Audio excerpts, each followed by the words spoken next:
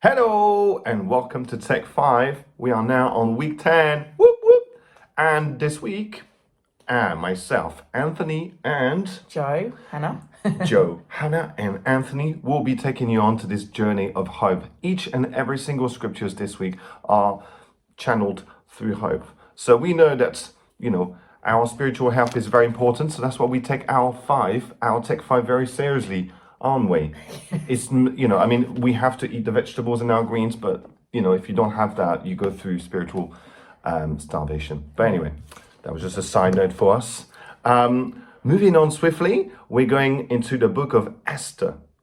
And Esther chapter 4, verse 13 to 17, if I'm not mistaken. That's right. Yeah, so I would encourage you to read the whole of chapter 4, but we're just reading from 13 to 17. And it says, Mordecai sent this reply to Esther. Don't think for a moment that because you're in the palace, you will escape when all other Jews are killed.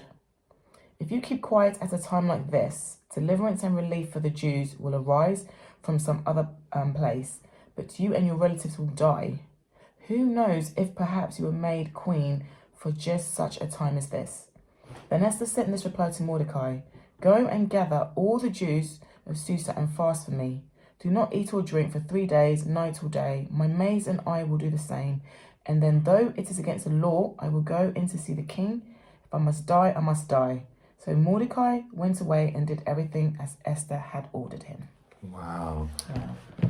So you got to remember that Queen Esther was ever so privileged. She was chosen by the king. And obviously, like Joe said, we invite you to read into the story and not just focus on this very specific passage to understand the whole context of it. Yeah. But at this very moment in the story, Esther is hopeful in her own circumstances. She's very comfortable in the palace and refuses to go to the king, mainly because it's forbidden, but also out of fear. She's in her little bubble, putting trust in her own circumstances, putting her hopes in her own situation. There's a bit of wrestle back and forth with the messenger bouncing back, isn't it? And there's that moment where there's a bit of a mic drop where Mordecai says, well, don't think to yourself that in the king's palace you will escape any more than all the other Jews. For if you keep silent at this time, relief and deliverance will rise for the Jews from another place. But you and your father's house will perish. And who knows whether you have not come to the kingdom for such a time as this. So here we see Esther just holding on to the safety and the comfort that she's in and putting her hopes in that. Yeah. And then suddenly Mordecai comes and speaks to her and there's something happening, isn't it? Yeah.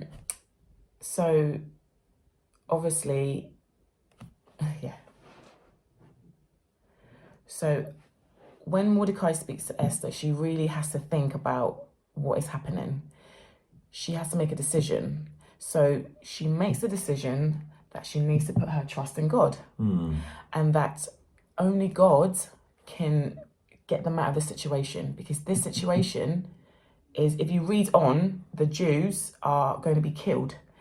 So Esther responds to Mordecai by saying, go and gather all the Jews from Susa and get them to hold a fast for 3 days. And Esther herself and her maids will fast too. And then she will approach the king, because actually she needs help from the king. She needs to put her hope not in herself, but God, because actually that's the only way she's going to get out, the Jews will get out of this situation. That's right. So her posture totally changes and she puts her hopes in the living God and realizes that what God has spoken through Mordecai.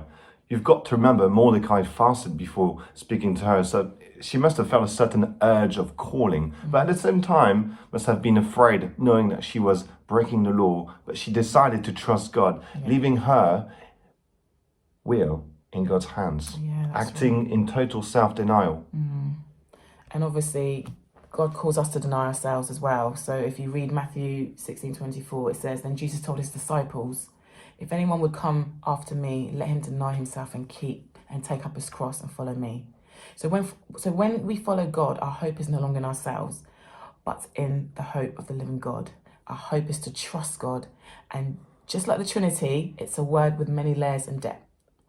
Amen to that. On that bombshell, Have a great day. God bless you. Bye. Bye.